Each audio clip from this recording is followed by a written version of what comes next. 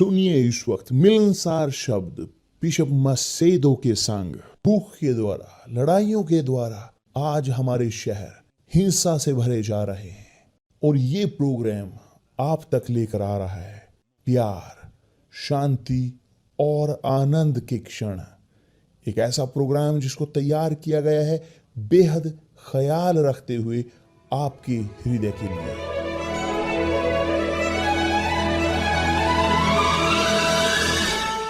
और अब आपके साथ मिलनसार शब्द बिशप मसेदो के।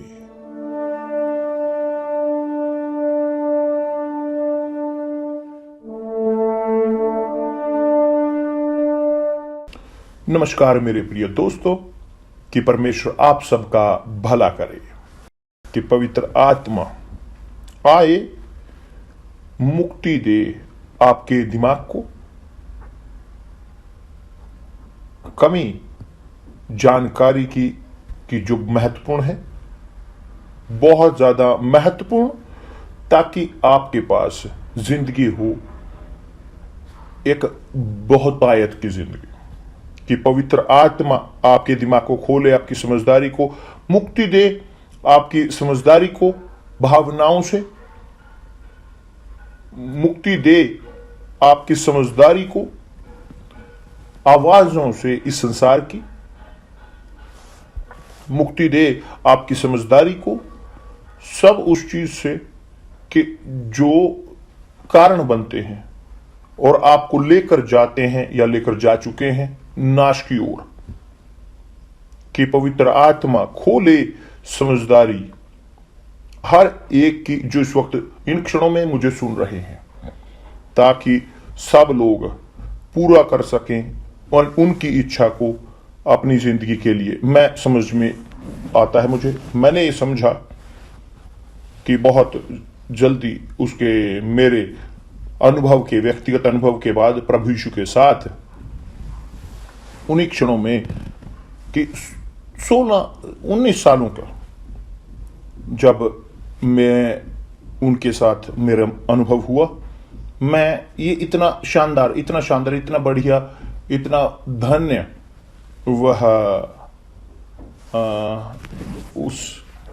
वह अनुभव, वो जो मुझे प्राप्त हुआ, सुनिश्चितता मेरे मोक्ष की, मेरी आत्मा के मोक्ष की। कि जो मैंने परमेश्वर से कहा कि प्रभु मैं नहीं और ज्यादा जीना चाहता, मैं चाहता हूं मरना। मैं संतुष्ट था उसके साथ, मैं जिंदगी में बहुत खुश था, और कुछ भी जीरो।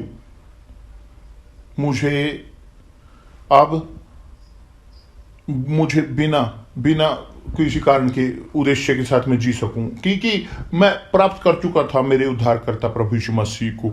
तो मैंने कहा कि मुझे से जिंदगी ले लें, और ये वास्तविक है कि उसने मेरी इच्छा को पूरा नहीं किया, क्योंकि इसके विपरीत कि अगर आज मैं यहां पर ना होता, मगर मैंने चाहा, मैंने ये इच्छा को जाहिर किया, इसलिए नहीं कि मैं उसमें था, तनाव में या नाखुश था, नहीं, मगर मैं बहुत ज्यादा खुश था और मैं नहीं चाहता था खोना। और किसी भी क्षण में वह मौजूदगी परमेश्वर की मैं नहीं खोना चाहता था।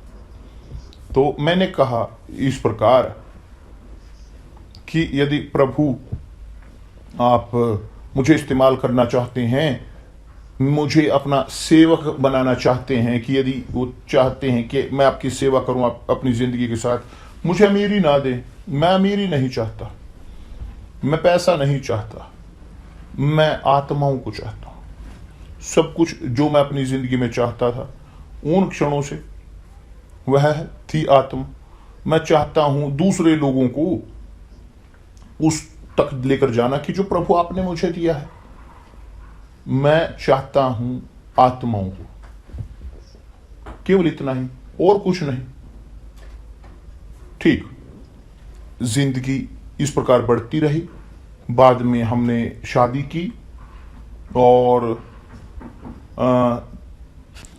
13 साल बाद यूनिवर्सल चर्च की शुरुआत हुई, मगर सब कुछ हुआ पवित्र आत्मा के कार्य के द्वारा हमारे अंदर। और वह जानते थे मेरी ईमानदारी से भरी ईमानदारी को वो उन्होंने बढ़ाना शुरू किया मेरी जिंदगी में असीम तरीके से, वह उससे कहीं ज्यादा कि जो मैंने उनसे मांगा था। मुझे याद है, और ये अच्छा है कि हम याद करें वास्तव में, और कभी ना भूलें हमारे सिद्धांतों को, शुरुआत को, कि जो हम थे, कि जो हमने किया, ताकि हम ना छोड़ें या हम घमंडी ना बने या हमारे अंदर व्यवस्था ना हो। तो मैं याद रखता हूं हमेशा एक शादीशुदा व्यक्ति जो था, जिसके साथ मैं काम करता था। मैं दिन में काम करता था, रात में पढ़ाई करता था। मैं वहां पर पढ़ रहा होता था रात में, मगर मैं जो कोर्स वहां पर कर रहा था, वहां पर एक और लड़का था जो मेरे साथ था, और वह हम हमेशा बहुत ज्यादा बातें करते थे और हम बोलते होते थे परमेश्वर की चीजों के बारे में। मैं परिवर्तित हो चुका था पूरी तरह से, कि और मैं चाहता था उसे प्रभु यीशु के लिए जीतना। मैं चाहता था क्योंकि, और वह सुनता था परमेश्वर के शब्दों को मेरे मुंह के द्वारा, और वह आकलन करते हुए मेरे विश्वास का इत्यादि इत्यादि इत्यादि। मगर एक दिन आया, एक रात, बेहतर बोलते हुए इस प्रकार कि वह मुझ तक आया और बोला, अदिर, कृपया करके मैं यहां पर आया हूं ये कोर्स करने के लिए, क्योंकि मैं चाहता हूं प्रवेश करना, एक इंजीनियरिंग की पढ़ाई में पढ़ना चाहता हूं। मैं अपने आप को बनाना चाहता हूं। मेरे पास एक परिवार है कि जो मुझ पर निर्भर करता है। मैं उनके लिए अपना सर्वोत्तम अपने माता पिता को देना चाहता हूं, इत्यादि। और उसने अपना कारण दिया कि जो मुझसे वो बोलना चाहता था, कि और ज्यादा जिसने मुझे उदास कर दिया वो था कि कृपया करके ऐदिर, मुझसे धर्म के बारे में बात ना करें। हर एक का अपना है, आप अपने में रहें, कि परमेश्वर आपका भला करे और मुझे मेरा रास्ता अपनाने दें। जब मैंने यह सुना उस लड़के से, मैं इतना पूरी तरह से निराश हुआ, मैं इतना खोया हुआ मुझे लगा कि ऐसा कि मैंने एक सीधा अपने मुंह पर एक पंच लिया हो जो अंदर पेट तक है। मैं पूरी तरह से कि खोया हुआ। मैं घर पर गया उस रात, वहां देर रात चलते हुए, वहां रास्ते में चलते हुए या घर तक, कि जहां मेरा घर पड़ता था, क्योंकि मैं बस में नहीं जाना चाहता था। मैं कहीं किसी की कोई ना देखे मेरे उस दुख को, और मैं वह बातचीत करते हुए परमेश्वर के साथ वहां पर बात करते हुए गया। मैंने कहा, मेरे परमेश्वर, मैं एक आत्मा को जीतना चाहता था आपके प्रेम के लिए, कृपया करके केवल एक। और अब यह लड़का कि जो मुझे लगता था कि वो है परिवर्तित हो रहा है, वह उसने अंतर कर दिया सब, और मैं रोना शुरू कर दिया। मैंने इसलिए नहीं रोया कि मैं अंदर से रोया, अंदर से मैं रोया अकेले अंदर से। मैं कभी, मुझे याद नहीं कि मैं रोया हूं इतना अपनी जिंदगी में। मैं बहुत बार रोया, मगर अंदर से कभी नहीं। एक ही बार मुझे याद है जब मैं अंदर से रोया, वह उस रात अंदर से टूटे हुए बिल्कुल। मगर मैं बोलता हूं मेरे प्रभु के साथ कि मेरे प्रभु, केवल एक आत्मा। और अब मैं खो चुका हूं, अब मैं फ्रस्ट्रेटेड हूं, बिना दिशा के मैं उदास हूं। मैं पूरी तरह से इधर उधर भटका, मैं पूरी तरह से गड्ढे में चला गया, रोते हुए अंदर से। और परमेश्वर ने मेरी प्रार्थना को सुना।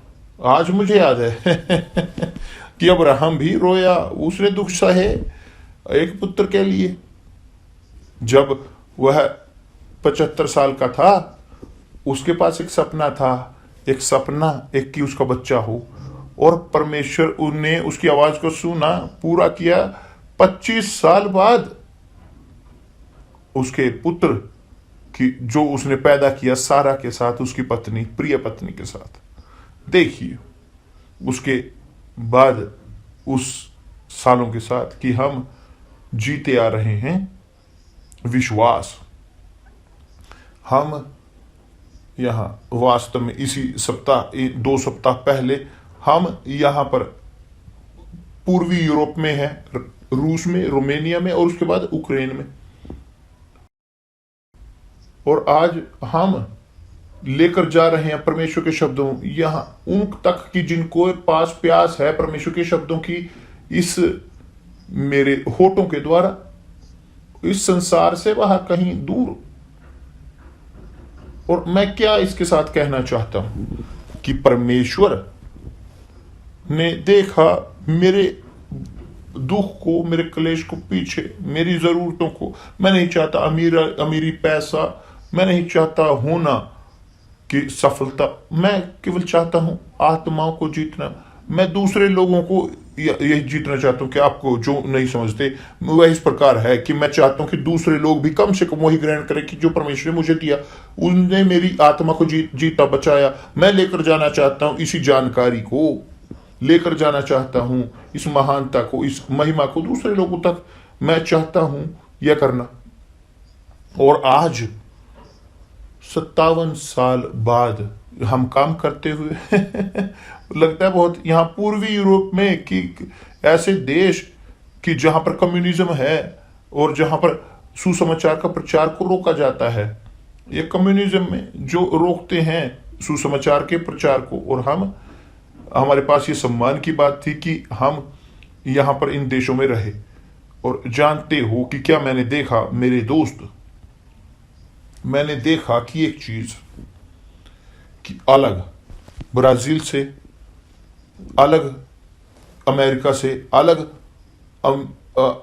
लैटिन अमेरिका से, सेंट्रल अमेरिका से, अलग अफ्रीका से, अलग सबसे, कि जहां हम जो देखा है हम देखते हैं वहां पर पूर्वी यूरोप में वास्तव में पूरा होते हुए परमेश्वर के शब्द की, जो मैं यहां पर पढ़ना मेरे अभी थोड़ी देर पहले, और जो जिसने मुझे आनंद से भर दिया, मैं आपके साथ शेयर करना चाहता हूं आपके साथ ये वचन शेयर करना चाहता हूं। बहुत शानदार, इतना आसान मगर बहुत मजबूत, ताकि आप भी समझ सकें और जान सकें कि परमेश्वर वही है, कि जो अतीत में वो थे वो आज भी वही हैं और हमेशा भविष्य में भी वही रहेंगे।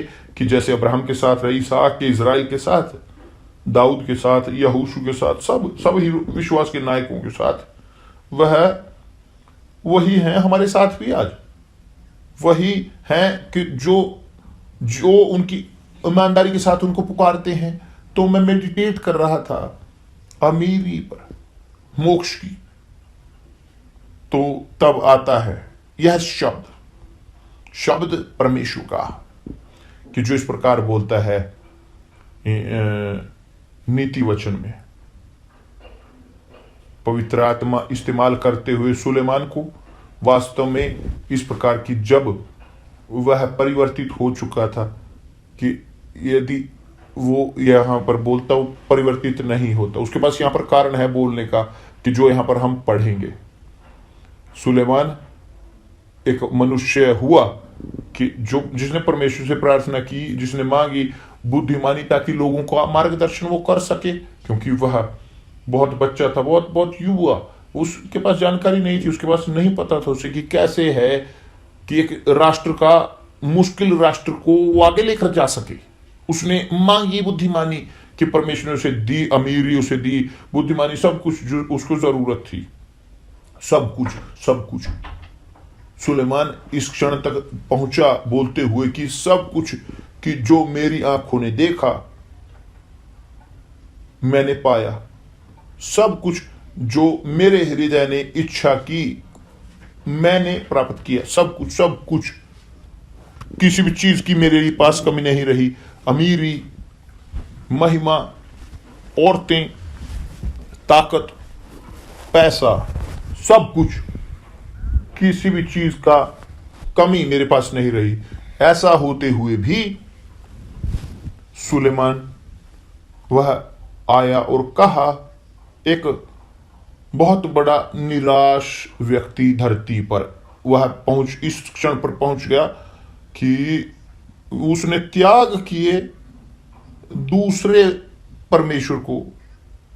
वह है मंदिर कि जो उस समय में जो उसने परमेश्वर के लिए बनाया था, कि जब उसके पास परमेश्वर के साथ वह सहभागिता की, तो देखो कि परमेश्वर का अपमान सुलेमान ने किया।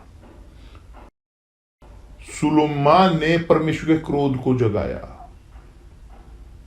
वह अपनी जिंदगी में और गहरे गहरे गड्ढे में गिरता चला गया। और बाद में इसके वास्तव में वह जब परिवर्तित हुआ यहां सत्य की ओर वास्तव में, तब उसने लिखा, उसने रखा पेपर पर वह प्रेरणाएं जो परमेश्वर ने उसे दी। और उनमें से एक प्रेरणा यहां है जो हम पढ़ेंगे। मैं जानता हूं कि आप इच्छुक हो जानने के लिए। थोड़ा सा रुके रहिए, मगर आपको कहानी जानने की जरूरत है। सुलेमान के पास सब कुछ था, कोई भी उसके पास कुछ भी नहीं था कि जिसकी इच्छा वो करे और ना वो ग्रहण कर सके। अच्छा व्यक्ति, मजबूत राजा, जानकार, कोई भी उससे ज्यादा बुद्धिमान नहीं अभी भी और ना ही होगा। कोई भी नहीं जानता कि जितना सुलेमान को मालूम था, नहीं था कोई भी उससे ज्यादा अमीर सुलेमान से। वह सबसे अमीर व्यक्ति हुआ संसार का, और नहीं होगा कोई भी उससे कि जितना सुलेमान था, क्योंकि यही था जो प्रभु ने, परमेश्वर ने कहा था कि उसके पास अधिक था कि जो उसने सोचता था, जो उसने कल्पना की थी। मगर सब कुछ, सब बहुतायता, सब अमीरी, सब महिमा, सब सामर्थ्य कि जो सुलेमान के पास थी, केवल एक ही चीज के काम आई, उसको गंवाने के लिए, ताकि वह गंवा दे सब कुछ। और तब हुआ इसी परिस्थिति में कि वह पहुंचा इस क्षण तक कि एक विवेक उसके अंदर आए बोलने की, कि जो यहां पर लिखा है कि पवित्र आत्मा ने उसे दिया। उसने कहा इस प्रकार, संतुष्ट होने पर भी मधु का छत्ता भी फीका लगता है, मगर भूखे को सब कड़वी वस्तुएं भी मीठी जान पड़ती हैं। क्या है इसका मतलब? क्या है इसका मतलब? मतलब बहुत सारा है। मतलब असाधारण तौर पर बहुत ज्यादा चीजें। क्योंकि उदाहरण के तौर पर हम देखते हैं ब्राजील में या इन देशों में जो हम बोल रहे हैं, जहां मैं सुसमाचार का प्रचार लेकर, बहुतायत में लेकर जाता है, रेडियो के साथ, इंटरनेट के द्वारा, सब तरीके कम्युनिकेशन के वो जो रखे जाते हैं, समर्पित किए जाते हैं सुसमाचार के प्रचार के लिए। हमारे पास सुसमाचार प्रीच किया जाता है 24 घंटे दिन के, सवेरे, दोपहर बाद, शाम को, रात में, सब टाइम 24 घंटे दिन के हमारे पास सुसमाचार प्रीच किया जा रहा होता है। और यहां पर मौजूद है ब्रॉडकास्ट, और आप जानते हो, आप देखते हो, आप सुनते हो, आप समझते हो। मगर लोग यह बहुतायता संदेशों की, यह जीवित पानी की नदियां जो बहती हैं, लेकर जाती हैं लोगों को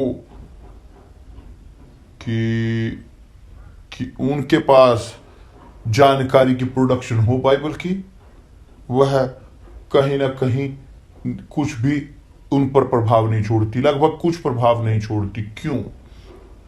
क्योंकि जैसे सुलेमान ने कहा, संतुष्ट होने पर मधु का छत्ता भी फीका लगता है। कि यही है परिस्थिति, इन देशों की कि जिनके पास बहुत ताकत है समाचार के प्रचार करने की, लोग नहीं मानते परमेश्वर के शब्दों को। वो परमेश्वर के शब्द बहुतों के लिए वो कोई प्रभाव शक्तिशाली नहीं छोड़ता कि एक व्यक्ति जो अभ्यास में की रख सके कि थोड़ा वो जो समझते हैं परमेश्वर के शब्दों को, थोड़ा वो जो समझते हैं। मैं सब कुछ बाइबल में नहीं समझता, मगर जो मैं समझता हूं मैं जो उसको अभ्यास में मैं रखने की कोशिश करता हूं, क्योंकि जो मैं समझता हूं मेरे लिए काफी है उसे अभ्यास में लाने के लिए। मगर तथ्य ये है कि आत्मा जो भरी हुए संतुष्ट है वो अमीर है। कि अमीर जिसके पास पैसे का बहुत आए तो बहुत बहुत बहुत पैसा, कि वह नहीं जानता वो क्या करेगा। वह कुछ भी खरीद सकता है, वो खरीद सकता है, कुछ भी वो चाहे जो खरीद सकता है, मगर उसके पास इतना इतना इतना होता है कि वह हो रहता है, वो गिरता हुआ खत्म होता, गिरता हुआ अपनी अमीरी में। उसकी अमीरी खत्म होती है, उसके लिए एक फंदा बनती है, उसके लिए एक जाल बनती है कि जैसा बना सुलेमान के। जो बुद्धिमान था वह बुद्धिमान था, उसकी सब अमीरी वह उसके लिए जाल बन गई, क्योंकि कहीं ना कहीं वह नरक में चला गया। इससे पहले, इस निष्कर्ष पर पहुंचने से पहले, जब बोलता है कि संतुष्ट होने पर महुदों का छत्ता फीका लगता है, कि बहुतायता चीजों की, यहां तक कि होते हुए शब्दों की, शब्द परमेश्वर के बहुतों के लिए, उनके लिए कोई अंतर नहीं पैदा करता बहुतायता परमेश्वर के शब्दों की। तो वो संतुष्ट होते हैं, उनके लिए फीका होता है, वो वैल्यू नहीं देते, वो सोचते नहीं कि जो उन्हें देने की जरूरत है परमेश्वर के शब्दों को। मगर जब हम होते हैं पूर्वी यूरोप में, कि पहली बार नहीं था मैं वहां पर गया था, मैं पहले जा चुका हूं, लगभग 14 साल पहले मैं गया था वहां पर। मैंने देखा वहां पर लोग प्यासे, मैंने देखा लोगों को भूखे, एक लोग कि जो उम्मीद कर रहे हैं एक बूंद पानी की, कि स्वर्ग से आकाश से वो गिरे ताकि उनकी प्यास बुझाई जा सके।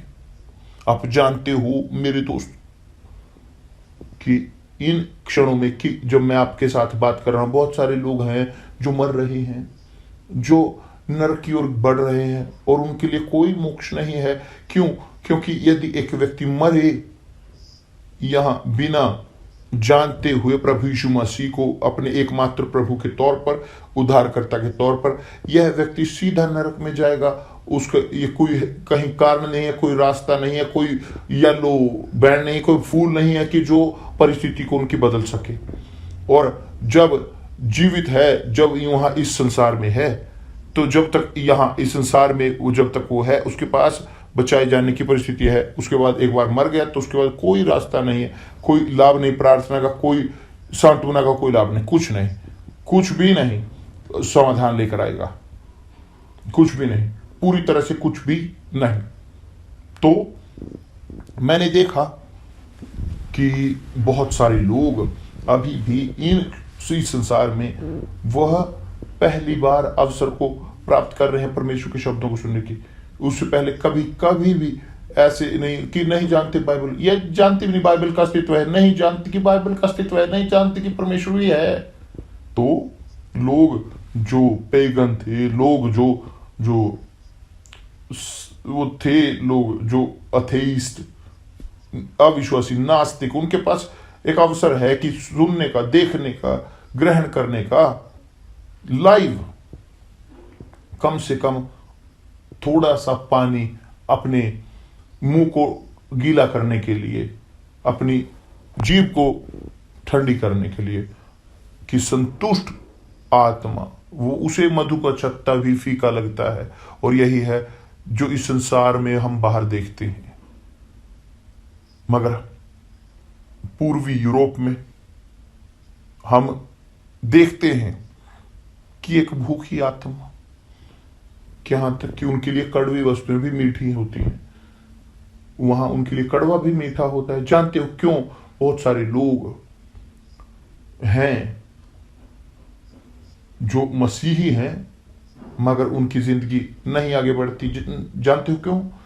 आपके साथ मैं ईमानदारी से बोलता हूं, सत्य ये है क्योंकि ऐसे लोग, क्योंकि बहुत सारे लोग, मैं ज्यादातर और शायद उनमें से आप एक को जानते हो, किसी एक को शायद, बहुत सारे लोग वो उम्मीद करते हैं ग्रहण करने की, वो चाहते हैं केवल प्राप्त करना, वो चिंता नहीं करते देने की, वो चिंता करते हैं अपने खुद के साथ, वह केवल चिंता करते हैं अपने खुद के साथ, वो चाहते हैं ग्रहण करना।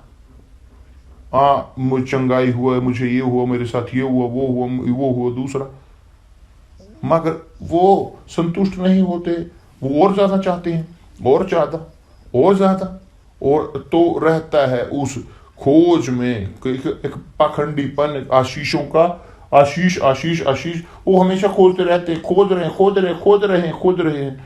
मेरे लिए पीछे प्रार्थना करें, इसके लिए प्रार्थना, उसके लिए प्रार्थना, चर्च में जाए, मेरे लिए प्रार्थना करे, और वो चाहते हैं केवल ग्रहण करना, और वह नहीं समझते, और यहां तक कि बेहद आश्चर्यजनक है कि नहीं समझते। क्यों? क्योंकि निराशाजनक तौर पर वो नहीं सीखते रहस्य विश्वास का। विश्वास वह है कि जो हमें बनाता है, जीत दिलाता है परमेश्वर के अनुग्रह को। विश्वास है कि जो हमें परमेश्वर की दया को दिलाता है। विश्वास है कि जो हमें मोक्ष को, मैं परमेश्वर को नहीं देखता, उसे स्पर्श नहीं करता, उसे महसूस नहीं करता, मगर मैं उस पर विश्वास करता हूं, मैं उनमें विश्वास करता हूं। यह भरोसा है कि जो मुझे धर्मी ठहराता है, जो मुझे योग्य बनाता है, मुझे धोता है पापों से, और यह विश्वास उसको अभ्यास किया जाता है जो उसके शब्दों में आज्ञा, उनके शब्दों का पालन करते हुए जो हमें बनाता है। तो खुशनुमा, हम खुश होते हैं अभ्यास करते हुए परमेश्वर के शब्दों को, परमेश्वर के विचारों को।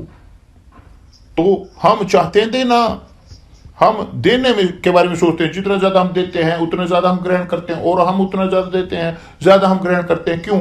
क्योंकि प्रभु यीशु ने कहा है कि पानी जो मैं तुम्हें दूंगा, यह पानी तुम्हें एक सोते में परिवर्तित करेगा, जो है पवित्र आत्मा, एक बहते हुए पानी का झरना। वो हमेशा बहता है, हमेशा, पूरे समय, हर समय, पूरी जिंदगी भर। एक झरना बहने के लिए वो अपनी पूरी जिंदगी बहता है, और जिनके पास पवित्र आत्मा है वो बहते हैं अपनी पूरी जिंदगी भर। मगर हैं लोग कि जो ग्रहण करते हैं पवित्र आत्मा के साथ बपतिस्मा, मगर अभी भी वो दिलचस्प हैं ग्रहण करने में और ज्यादा। वो अभी भी पवित्र आत्मा है उनके पास है आत्मा, मगर चाहते हैं और क्या? मगर चाहते हैं और ज्यादा पैसा, और ये चाहता सफलता, पैसा, ये वो नहीं, कभी कुछ भी प्रोडक्ट प्रोड्यूस नहीं करते, कुछ भी पैदा नहीं करते। उनके अंदर एक प्यास होती है, और एक वास्तविक है कि वो सोचते हैं कि उनके पास है पवित्र आत्मा, उन्हें लगता है कि उनके पास पवित्र आत्मा है। मगर जब एक व्यक्ति वो दिखाता है कि अपना कुछ भी अपनी प्यास को नहीं वो बुझा सकता, क्यों? क्योंकि वो भी प्यासे हैं, उनके पास कुछ नहीं है। ये ऐसा करते हुए भी वो नहीं जानते जरूरत की सबसे बड़ी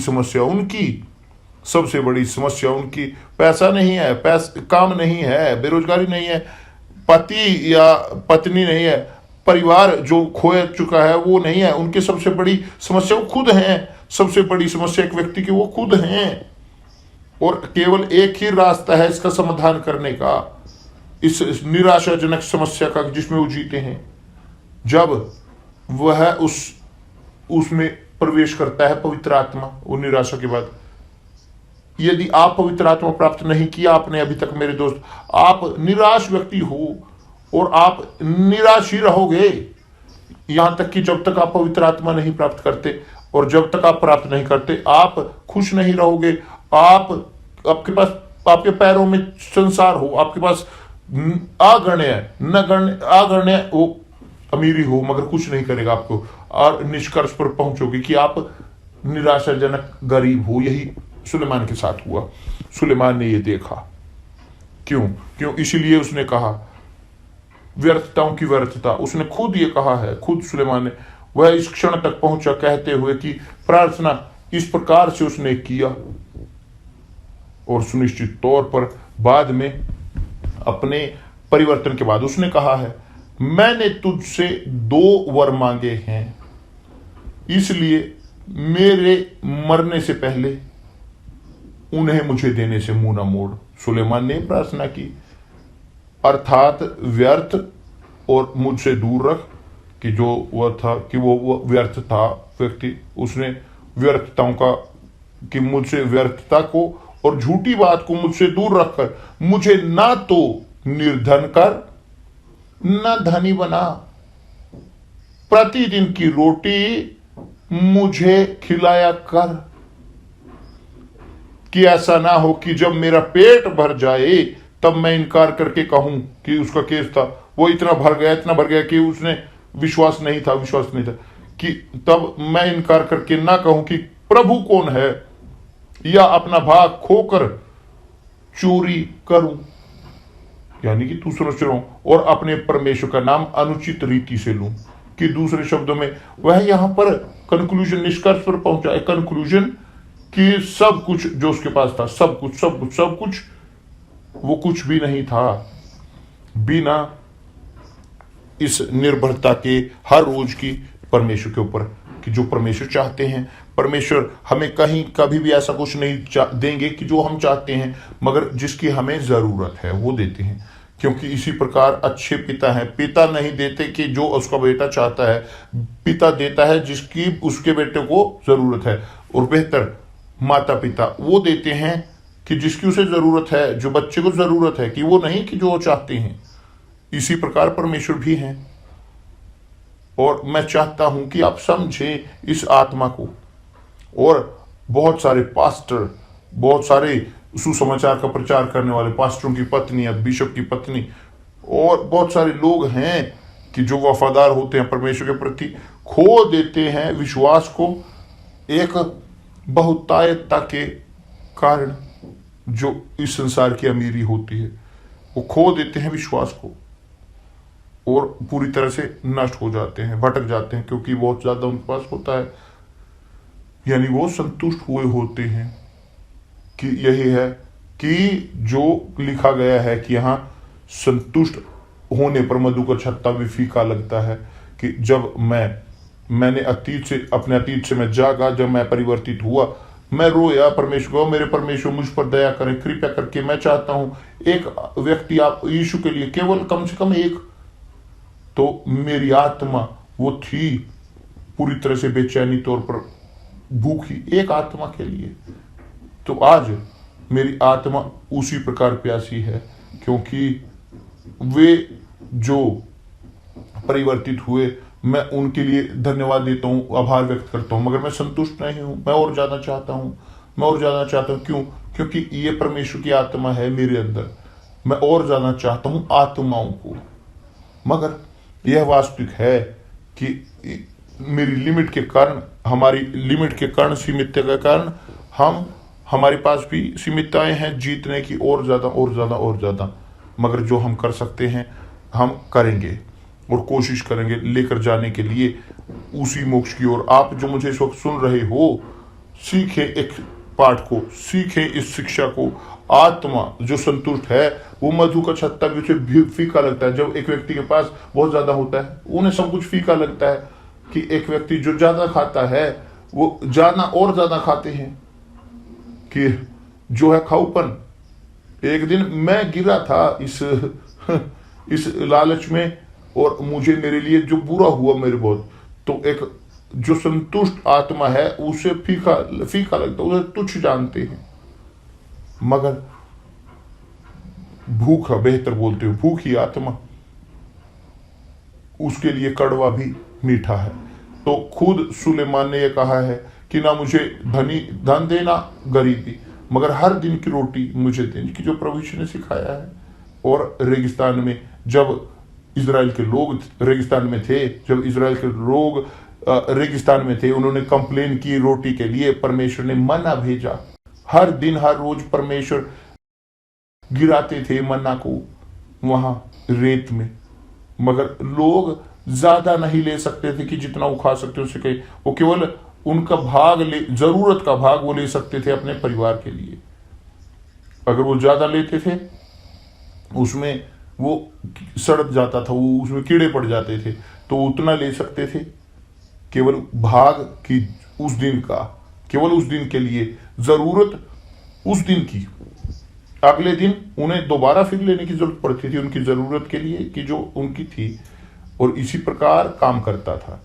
इसी प्रकार है जो काम करता है, जो प्रभु यीशु ने कहा, सिखाया हमें प्रार्थना करना, प्रतिदिन की रोटी आज हमें दें, कि दूसरे शब्दों में कि चाहे इजराइल के लोगों के लिए चाहे मसीही लोगों के लिए हमें जीने की जरूरत है परमेश्वर की निर्भरता पर, कि प्रभु मुझे हर रोज रोटी आज हमें दें। मुझे रोटी हर रोज की नहीं, प्रोडक्शन के जो कल भी चल सके, आने वाले साल तक चल सके, क्योंकि ये है विचार यहाँ संसार के लोगों के जो पेटू हैं, ये हैं विचार लालच व्यक्तियों के, ये विचार हैं व्यर्थ लोगों के, ये विचार हैं कि जो जीते हैं संसार में, जो हैं संसार के, और जो जिनके अंदर पिता का प्यार नहीं है, क्योंकि चाहते हैं बचा कर रखना भविष्य के लिए। मैं नहीं जानता कि कल क्या भविष्य में होगा, तो वो गारंटी मैं सुरक्षित रखना चाहता हूं अब बहुत ज्यादा प्राप्त करके। मगर जो जीते हैं निर्भरता पर परमेश्वर की, वो हर रोज हर दिन उनके पास उनका हिस्सा होगा जरूरत का जीने के लिए। मैं कल इसके बारे में कल और बोलूंगा कल, क्योंकि ये वचन बहुत ही मजबूत है, बहुत मजबूत, बहुत मजबूत। प्रभु यीशु ने कहा है कि वो इस क्षण पर पहुंचे और बोला कि कितना ही मुश्किल है एक धनी व्यक्ति का परमेश्वर के राज्य में प्रवेश करना। जानते हो क्यों? इसलिए नहीं कि वो धनी है, इसलिए नहीं कि वो धनी है, मगर क्योंकि वो भरोसा करता है अपनी अमीरी में। उसने परमेश्वर को दूर कर दिया, उन्हें जो अमीरी देते हैं उनकी जिंदगी के लिए, और अपना भरोसा रख दिया उन चीजों में कि जो उसने जीती, कि जो परमेश्वर ने उसे दी, उसने परमेश्वर के एक बगल में कर दिया, जीवित परमेश्वर के एक साइड में, प्राप्त करने के लिए, ग्रहण करने के लिए मैमन को, धन को। तो यह है प्रोडक्शन में गारंटी में भरोसा कि जो होता है पूरी जिंदगी के लिए, यह बहुत खतरनाक है, क्योंकि हमारा भरोसा परमेश्वर में होने की जरूरत है। हमारी प्रतिदिन की रोटी आज हमें दें। महत्वाकांक्षी ना बने मेरे दोस्त, कि ज्यादा ग्रहण करें कि जिसकी आपको जरूरत हो उससे कहीं अधिक, दिन प्रतिदिन, कि जिनके पास पवित्र आत्मा है वो उनके पास समझ है, जिनके पास पवित्र आत्मा है यह सोच है, और जीते हैं हर रोज हर दिन इसी पूरी तरह से, इसी प्रकार में, और उनके अंदर सुनिश्चितता है कि कल परमेश्वर का है और कल वह पूरा करेंगे हमारी जरूरतों को। और इसीलिए प्रभु यीशु ने कहा है कि ना चिंता करें किसी भी चीज के लिए, क्योंकि क्या खाएंगे, क्या पिएंगे, क्या पहनेंगे, किसके साथ शादी होगी और कहाँ रहेंगे, कुछ नहीं। सबसे पहले परमेश्वर के राज्य की खोज करें, जो है पवित्र आत्मा, और उसके धर्म में, न्याय में चलें, कि जो उसके शब्द का पालन है, और सब बाकी चीजें तुम में जोड़ दी जाएंगी। परमेश्वर आप सबका भला करे। कल मिलते हैं प्रभु यीशु मसीह के नाम से, आमीन।